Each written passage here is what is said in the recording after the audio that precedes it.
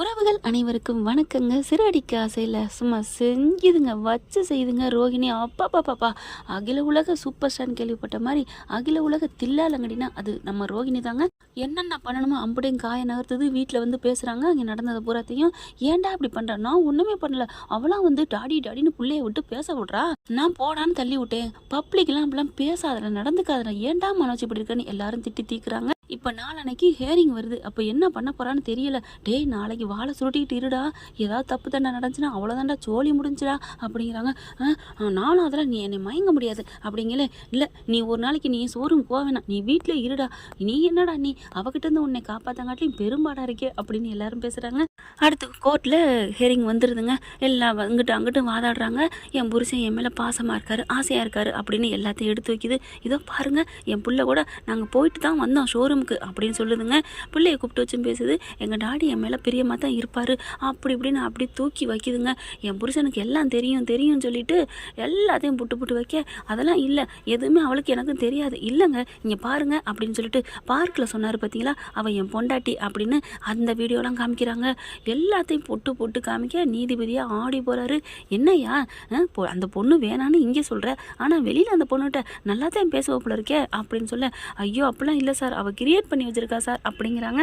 அடுத்து இதெல்லாம் சரிப்பட்டு வராதுங்க, நான் வந்து இந்த டைவர்ஸ் கேஸை தள்ளி வைக்கலான்னு இருக்கேன், இது வந்து கேன்சல் பண்ணுறேன், நீங்கள் 2 பேரும் வாழ்றதுக்கு தான் ஆசைப்படுறீங்க.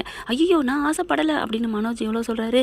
ஆனால் பார்த்தீங்கன்னா தீர்ப்பு சொல்லையில் ஒரு குரல், நிறுத்துங்க அப்படின்னு ஒரு குரல், ஆம்பளை குரல் கேட்குது. எல்லாரும் வெளியே பார்க்குறாங்க. யார் அப்படின்னு பார்த்தா கொஞ்சம் நடுத்தர வயசுகளில் ஒரு ஆள் வராரு. பார்த்தோன்னு ரோஹிணி அப்படியே ஆடி போகுது. இவரா அப்படின்னு சொல்லிட்டு, யார் நீங்கள் அப்படிங்கல. நான் தான் சொல்கிறேன் வர்றேன் அப்படின்னு சொல்லிட்டு, எதாக இருந்தாலும் கூண்டில் வந்து சொல்லுங்கள் அப்படிங்கிறாங்க. ஆமாம் நீங்கள் யார் அப்படின்னு கேட்குறாங்க. மேலே கூண்டுக்கு போயிடுறாரு. நான் தான் இந்தோ நிற்கிது இந்த கல்யாணி, இதோட புருஷன் அப்படின்னு சொல்ல எல்லாரும் ஆடி போகிறாங்க. என்னது புருஷனா? ஆமாங்க, எனக்கு இவளுக்கும் கல்யாணம் ஆகி கிருஷ்ணங்கிற ஒரு பையன் இருக்கான், அதுதான் தெரியுமே, ஆனால் நீங்கள் உயிரோட இல்லைன்னு சொன்னாங்க அப்படின்னு நீதிபதி கேட்க, அதுதாங்க என் விதி அப்படிங்கிறாங்க. என்ன நடந்துச்சு, எதாக இருந்தாலும் தெளிவாக சொல்லுங்கள். இங்கே பார்த்தா விஜயா, முத்து எல்லாரும் ஆடி போகிறாங்க. என்னது, இவர் உயிரோட இல்லைன்னு சொன்னாங்க. மனோஜுக்கு அப்படின்னு நடுக்க வருது. இவர் உண்மையிலே மனுஷன்தான் இல்லை பேயா அப்படிங்கிற மாதிரி பார்க்குறாரு. மேலேயும் கீழையும் கால் இருக்கான்னு குனிஞ்சு பார்க்க, என்ன மனோஜ் பார்க்குறீங்க அப்படின்னு சீதாராமா அவர் கிருஷ்ணாராம் கேட்குறாங்க. இல்லை மேடம், பேயா தான் இருக்குமோ, இவர் தான் இல்லைன்னு சொன்னச்சுல ரோகிணி. சரி, அதுக்கு என்னப்பா? இல்லை கால் இருக்கான்னு பார்த்தேன் மேடம். ஐயோ மனோஜ், இவ்வளோ தத்தி அவங்க அம்மா வளர்த்து வச்சிருக்கே, ஐயோன்னு தலையில் அடிச்சுக்கிறாங்க. அதுக்கப்புறம் என்ன கிருஷ்ணாராம், உங்கள் கேஸு புதுமையாக இருக்குது அப்படிங்கிறாங்க. எங்களுக்கே இது ட்விஸ்ட்டாக இருக்குது சார் அப்படிங்கிறாங்க. அடுத்து சொல்லுங்கள் சார், நீங்கள் சொல்ல வேண்டியதை சொல்லுங்கள். ஏம்மா இவர் என்ன உங்கள் புருஷனா அப்படின்னு கேட்க, அப்படியே ரோஹிணிக்கு திண்டாடி போகுது. அப்படியே சுற்றி போகிறாங்க. எப்படி இவன் வந்துட்டான் அப்படிங்கிற மாதிரி பார்க்குறாங்க. சொல்லுங்கள் சார், நீங்கள் யார் அப்படிங்கல. இந்த பொண்ணுக்கு எனக்கும் ஒரு 7-8 வருஷத்துக்கு முன்னாடி கல்யாணம் நடந்துச்சுங்க, அது உண்மைதாங்க. கல்யாணம் ஆனதுக்கப்புறம் நான் நல்லா தாங்க இவங்களை பார்த்துக்கிட்டேன், நல்லா தான் எங்கள் வீட்லேயே நடந்துக்கிட்டாங்க. ஆனால் இந்த பிள்ளை எப்போ பார்த்தாலும் காசு பணம் இப்படியே நச்சரிச்சுக்கிட்டே இருக்குங்க.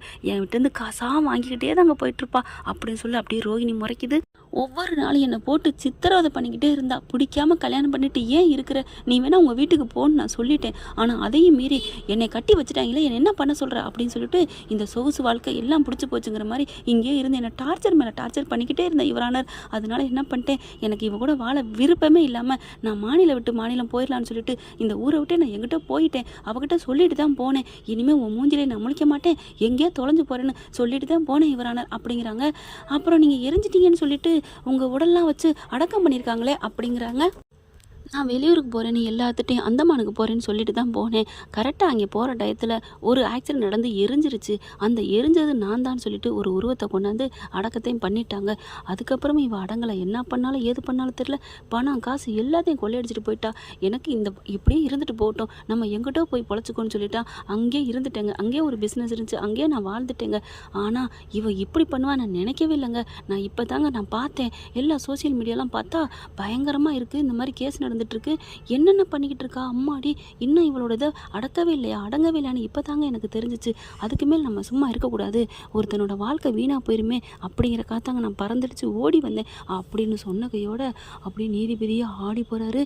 ஏம்மா இவர் உன் புருஷன் தானா அப்படின்னு சொல்ல, ரோஹிணினால் ஒன்றும் சொல்ல முடியல. இல்லை இவரும் என் புருஷன் இல்லைன்னு சொல்ல போறியா அப்படின்னு நீதிபதி கேட்க, இல்லை யுவர் ஆனர், இல்லை, நீங்கள் சொன்னாலும் சொல்லாட்டியும் அவர் என் புருஷன் இல்லை, இவர் யாரோ அப்படின்னு சொல்லி ஓவரா பில்டப் விட, என்னம்மா நினச்சிட்டு இருக்க, ஓவரா பில்டப் விட்டுட்ருக்க, நீ என் பொண்டாட்டி, நீ எனக்கு தெரியாதா என்ன, நான் உன் புருஷன் உனக்கு தெரியாதா என்ன, நடிக்கிறா யுவர் ஆனர், நடிக்கிறா, அந்த கிருஷ் என்னோட பிள்ளை, வேணா 2 பேருக்கும் டிஎன்ஏ டெஸ்ட் எடுத்து பார்க்கலாமா அப்படின்னு சொல்ல அப்படியே ஆடி போகிறாங்க. என்னங்க ஆச்சரியமாக இருக்குது, உயிரோடு இல்லைன்னு ஒருத்தர் இருக்கிறாருன்னா கடைசியாக வந்து இருக்கிறீங்களே அப்படின்னு எல்லாம் தலை சுற்றி போகிறாங்க. ஆனால் அதுக்கு மேலே ஒன்றும் பண்ண முடியல.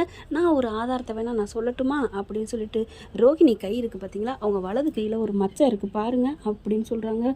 சொன்ன கையோட பார்க்குறாங்க. டக்குன்னு அந்த வக்கீலம்மா பார்த்தா இருக்குது அந்த மச்சம். அப்படியே அதிர்ச்சாரா, ஆமாம் இருக்குது அப்படின்னு சொன்னோன்னே மனோஜுக்கும் தெரியுது. அடி பாவி அப்படின்னு நினைக்கிறாங்க. அதுக்கப்புறம் ஒன்றும் சொல்ல முடியாதுமா, புருஷன் வந்துட்டா என்ன பண்ணுறது, இல்லை எனக்கு அவர் வேணும், எனக்கு மனோஜ் தான் வேணும் அப்படி இப்படின்னு சொல்ல, எனக்குமே இவ வேணாங்க, பாவம் ஒரு அப்புறாணியை போட்டு அலக்கழிச்சிட்டு இருக்கான்னு எனக்கு தெரிஞ்சதுனால தான் நான் இங்கே வந்தேன் அப்படின்னு சொல்லிட்டு, எனக்கு தெரிஞ்சதை நான் சொல்லிட்டேங்க. இவ சரியான ஒரு உயிரோட என்ன பண்ணுவானே சொல்ல முடியாதுங்க. இவ்வளோ ஒரு கேவலமான மோசமானவ, இவளுக்கெல்லாம் நல்லதே பண்ணாதீங்க, இந்த பையனை இவகிட்டேருந்து பிரித்து விட்டுருங்க, அதுதான் நீங்கள் பண்ணுற புண்ணியமாகும். இவ என்ன பெத்த புள்ளைய விட்டுட்டு திருட்டுத்தனமாக தாலி கட்டி வாழ்ந்துட்டு இருக்காங்க அப்படின்னு எல்லாத்தையும் புட்டு வைக்கிறாங்க. எல்லா விஷயத்தையுமே என் அண்ணன் எல்லாம் சொல்லிட்டாரு, அதனால தான் நான் அறக்க பறக்க ஓடி வந்தேங்க அப்படிங்கிறாங்க. அட பாவி, எல்லாத்தையும் போட்டு கொடுத்துட்டானே, வாழ வைக்கிறேன்னு சொல்லிட்டு அப்படின்னு ரோகிணி மனசில் நிற்கிறாங்க. அதுக்கப்புறம் என்னம்மா கல்யாணியா ரோகிணியா ஒத்துக்கிறியா, இது உன் புருஷன் தானே அப்படிங்கிறாங்க. அப்படியே அமைதியாக நிற்கிது. நீ அமைதியாக நிற்கிற பார்க்கல தெரியுது, இப்போ உனக்கு எந்த புருஷன்ட்ட போகணும்னு நினைக்கிற அப்படின்னு கேட்க, ஒன்றும் பண்ண முடியல, 2 பேருமே எங்களுக்கு வேண்டாம் அப்படிங்கிறாங்க.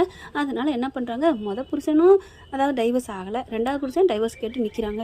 அதனால் 2 பேர்ட்டேருந்துமே இந்த பொண்ணை நான் விலக்கி வைக்கிறோம், இந்த கோர்ட்டு உத்தரவிடுது அப்படின்னு சொல்லிடுறாங்க. தீர்ப்பு வழங்கிடுறாங்க. மனோஜுக்கு ஒரே சந்தோஷம், ஜாலி, ஐயா அப்படிங்கிறாங்க. விஜய் அதை விட அப்படியே ரோகிணி இறங்கி வருது. அப்படியே பார்க்குது, யாருக்கிட்டடி, ஏங்கிட்டயா அப்படின்னு சொல்லிட்டு போகுது. ஆனால் மனோஜுக்கு கல்யாணம் நடக்கும்னு நினைக்கிறீங்களா? கண்டிப்பாக ஒரு நாள் நடக்காதுங்க. ஏன்னா விஜயா பேராசை பிடிச்சவ. அவங்க என்ன நினைப்பாங்க, போகிற இடம் பூரா பணக்கார இடமா வரணும்னு போகிறாங்க. அங்கே பார்த்தீங்கன்னா 2ஆம் தரமா, வேணாப்பா என் பிள்ளைய நான் கட்டி கொடுக்க மாட்டேன் அப்படின்னு போகிறாங்க. அப்படியே அமைஞ்சா அவங்க ஏழையாக போயிடுறாங்க. ஏழைன்னா இவங்க வேணான்ட்டு வந்துடுறாங்க. சரி, அப்படியே சம்மதம் ஒத்து வருதுன்னு பார்த்தா அந்த பொண்ணுக்கு ஏற்கனவே கல்யாணம் ஆகி தான் வருது. கல்யாணம் ஆன பொண்ணுன்னு தெரிஞ்சகையோட மனோஜ் துள்ளிக்கிட்டோமா, என்னம்மா நீ கல்யாணம் ஆன பொண்ணா பார்த்துக்க என்ன கட்டி வைக்க பார்க்குறியா அப்படின்னு ரொம்ப அங்கே போய், அதுவும் பொண்ணு வீட்டில் போய் பேசலாமா, அங்கே பொண்ணு வீட்டுக்காரங்க செம்மையாக கொடுத்து கழட்டிடுறாங்க. ஐயா தோற, நீங்கள் மட்டும் என்ன மினிஸ்டர் அப்படியே ஒரு கல்யாணமா கல்யாணமா இப்போ பண்ண வந்திருக்க, நீனுமே பண்ணுறது 2ஆம் தரம் தான். இதில் என் பொண்ணை பார்த்து வேற நீ நக்கலாக பேசுகிற, என் பொண்ணுக்கு இருக்கிற வசதிக்கும் அழகுக்கும் படிப்புக்கும் குணத்துக்கும் நீலாம் உன்ன மாதிரி ஒரு சோடா கேரு, உன்னை பற்றி அப்புறம் அசிங்கமாக பேச வச்சிடாத, கிளம்புடா அப்படின்னு சொல்லிட்டு பயங்கரமாக திட்ட. அப்படியே விஜயா பார்க்குது, என்ன என் பிள்ளைக்கு என்ன குறை, வாரு எத்தனை டிகிரி படிச்சிருக்கான், எத்தனை அறிவாளி, எத்தனை டிகிரி படித்து அதான் ஏமாற்றிட்டு போயிருக்கால அப்படின்னு பார்க்குறாங்க. என்ன அதான் உங்கள் பண்டவாளம்புறம் தண்டவாளம் ஏறிடுச்சே, அதனால் வாயை மூடிட்டு போங்க, உங்களுக்கு இந்த ஜென்மத்தில் கல்யாணம் நடக்காது, என் பிள்ளைக்கு கல்யாணம் நடக்கும், உனக்கு பத்திரிக்கை வைப்பேன், எந்திரிச்சு போமா அப்படின்னு சொல்ல, பார்த்துக்கிறையா நானும் உனக்கு பத்திரிக்கை வைக்கிறேன் அப்படின்னு சொல்லிட்டு வந்துடுறாங்க. இப்படி தாங்க போராடம் பூரா நல்ல பொங்கு விளையுதுங்க. கல்யாணம் இந்தாண்டான்னு நெருக்கு வீட்டில் வருது, ஆனால் நடக்க மாட்டேங்குது. ரோகிணி அப்பவும் விடலைங்க, உனக்கு பொண்டாட்டிய நான் தாண்டா வருவேன், அடிப்பாவே டைவர்ஸ் ஆகியும் விடாத கருப்பு மாதிரி நம்ம ரோகிணி வந்துகிட்டே இருக்காங்க. என்ன ஃப்ரெண்ட், இந்த கதையில் ரோகிணியை விடாமல் இழுத்துட்டு வர்றது அவர் டைரக்டர் தானுங்களே, கரெக்டாக இல்லை எனக்கு கமெண்ட்ஸில் சொல்லுங்கள் ஃப்ரெண்ட். இப்படி போனால் எப்படி இருக்குங்கிறதையும். தேங்க்யூ. இந்த வீடியோ உங்களுக்கு பிடிச்சிருந்தா தயவு செய்து லைக் பண்ணுங்க. இன்னும் அப்டேட்ஸ்க்காக சேனலை சப்ஸ்கிரைப் பண்ண மறக்காதீங்க. நம்ம கிட்ட இருக்க எல்லா சேனல்ஸோட லேட்டஸ்ட் வீடியோ அப்டேட்ஸ்க்காக மேல ரைட் சைட்ல காட்டுற லிங்கை கிளிக் பண்ணி வாட்ஸ்அப் குரூப்ல ஜாயின் பண்ணுங்க. உங்களிடம் விடைபெறுவது நான் உங்கள் மெஹர்.